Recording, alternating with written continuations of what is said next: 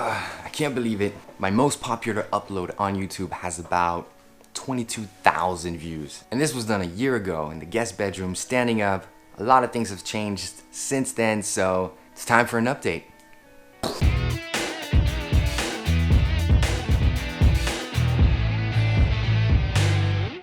Yo, Eric Dubois with edpbeats.net. That's the first update, not .com anymore, .net.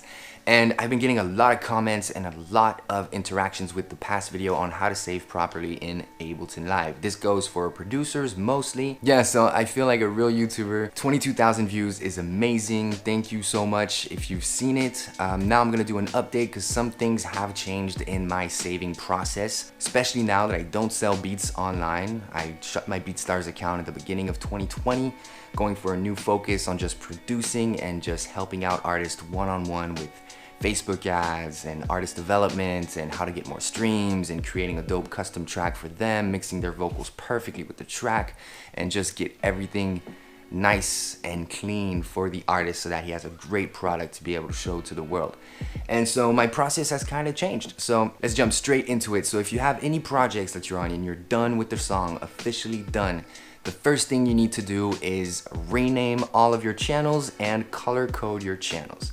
Now this isn't, you don't have to do it, but it's a great way to stay organized. And when you're gonna open that track several years from now, you're gonna be able to find quickly where everything is and how everything works. So it's very important to rename and reorganize. There's one comment on that video that changed my life.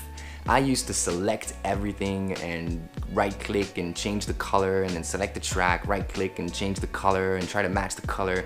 But there's a comment, couldn't find his name, but he saved my life by saying all you need to do, select the color on the main channel, right click, assign color to track. And that's it, it's gonna assign all the colors. You can select all of your tracks, hit that button, it's gonna color all of your tracks and it's gonna make it nice and clean, super easy. And honestly, thank you so much for that because I had no idea about it. Saved me so much time. All right, once we're done renaming and coloring our tracks, the most important thing that I do is I save the project into another file. So I'm gonna click Save Project As, create a new folder, save it there. Then, second step, that's not it about saving. The most important thing, especially in Ableton Live, if you don't want to lose any of your samples, is to collect all and save. So this is going to regroup all of your recordings, all of the samples, all of the drum hits, all of the sweeps, everything that you've used, and it's going to save it all into your project file. So if you want to send that project file to another Ableton user, he can open it right away and he'll have all the samples inside. If you want to open it up several years from now and your hard drive with all of your samples is broken, you're not gonna have the issue of trying to hunt down each and every one of your samples, finding the missing pieces and all that. So it keeps everything nice and tight in a good little folder. Now another way to keep things nice and tight, and that's what I love about Ableton, is you can create an Ableton Live pack. So those are those special .alp files that you get if you download Ableton instruments or templates. You'll find those types of packs and it's super easy to do on your own. So all you have to do is go to View, File Manager, Manage Project, Create Pack. And that's it. And it's gonna do the same thing as Collect On Save. It's gonna gather up all of the samples, all of your recordings, all of your drum hits, and it's gonna group it into a nice little compressed file, a .alp file that you can send over to your friends super easily, or a mixing engineer or any other Ableton user out there. You can just send that file real quick and they can have everything as you have it. Once I'm done with all of the saving, it's time for me to export. So what I like to do is I export a CD master. So that's a track that I've mastered specifically for CD sales or digital downloads. So I made a video on the differences between CD sales and streaming services and why you should master those tracks differently. So go ahead and check that out. So in this example, I'm gonna export a CD master, so a full wave, 48,000 hertz and 24 bits. Those are the requirements for any type of TV placements or any high quality audio file that you are gonna need in the future. It has to be 48,000 hertz and 24 bits. So it's very important for you to export in those settings rather than 44.1 or any other of the basic settings. Down the road, if you get that question, you have everything all ready to go. So I export the CD master. Then what I do is I unclick all of my master plugins and I export the unmastered version. So why do I export the unmastered version? If an artist winds up using the track, I send him the unmastered version so that the mixing engineer has room to be able to lay vocals on it and mix properly and then master the track once the vocals are on it.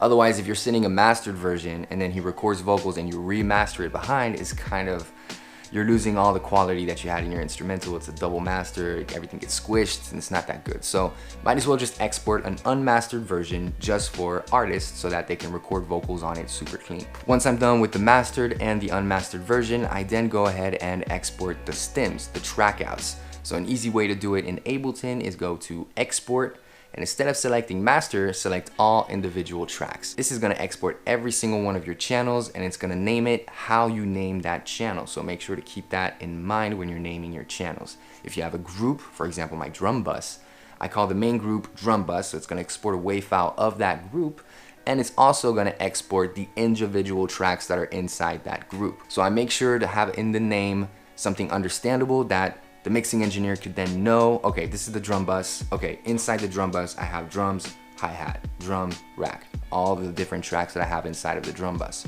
Same thing goes if I have multiple keys, multiple layers in a synth. I make sure to rename everything properly so that you don't get lost when you open up the stems and you're like, whoa, why is there like doubles of everything? It's also gonna export all of your return channels. So if you are using return channels, make sure to name them properly and not just use the default naming. So if it's a delay, make sure to name it delay, reverb, any saturation, compression, anything that you have on your return channels, make sure to name those as well. So when I'm exporting my stems, how I name it, first I create a new folder called stems so that all of my audio files are gonna go into that folder. Then in the title, I make sure to write the song title. So in this case, it's Rusted, underscore whatever the track, whatever that channel is gonna be named is gonna be placed right there so that everything is nice and clean, nice and organized inside my stem folder. So when I export a track, how I name it, I make sure to put the name of the beats, underscore the BPM, and the key of the song so that when I send it off, it's super easy for the other artist or the other mixing engineer to know what BPM it is, what key it is. Okay, I'm gonna set my auto tune to E major, boom, done. Super easy and it avoids a headache. I have this amazing plugin called Mixed in Key. I think it's about $60 or so, but it's amazing. There's many different ways for you to find the key of a song, but for me, what works easiest is using this plugin. I just drag this plugin on the master channel and let it do its magic. Now, what's different from before, how I have my backup system and my hard drive set up on my computer is I have a big external hard drive for all of my studio files. And inside of this hard drive, there's a Dropbox folder. And that's the cool thing about Dropbox. I think Google Drive probably does it as well, but in the end of my comparison, Dropbox was the best. I also made a video on how to back up your files, so check that out if you want to figure out how the easiest way to back up things instead of dragging and dropping and sending and locking out a day just to be able to copy stuff to another hard drive. It takes forever. So I just wanted an automated system that does it for me, and Dropbox was the best way. So I have the Dropbox folder inside of my hard drive, and whenever I export anything or I save a new project, I save it directly into that Dropbox folder. And when I'm sleeping, when I'm not doing anything, it's automatically gonna back it up to Dropbox so that I never lose anything. If my hard drive dies, I still have everything backed up on Dropbox. If I'm in the studio somewhere else collaborating with another artist and all of a sudden we want to work on a different track and I don't have my big ass hard drive, all I need to do is go to Dropbox, download the project that I was working on that we need, and then I'm good to go. So Dropbox is a great solution for that. And now that I'm not selling beats online anymore, what I do whenever I'm done with the track is I also create a small Excel sheet with all of the artists that I want to pitch this track to. So all the artists I have in mind, okay, this is gonna be great for Punahele. This song might also be great for Astro Guillotine or maybe Lord Jordan. I'm not really sure, so I'll write down the artists that I think this song is gonna be great, and I send them right away a link to the mastered version so they can check it out and they can tell me right away if they want it or not. If they don't, done, no worries. At least I can keep track of who I pitched this song to, who wanted it, who didn't want it.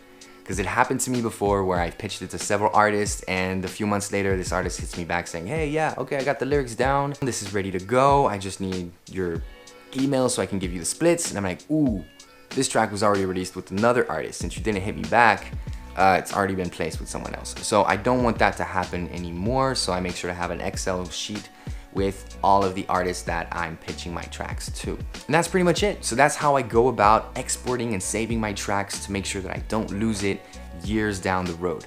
If you have any questions, let me know in the link below. Also on Patreon, you can find some melody loops and some sample packs if you need more sounds.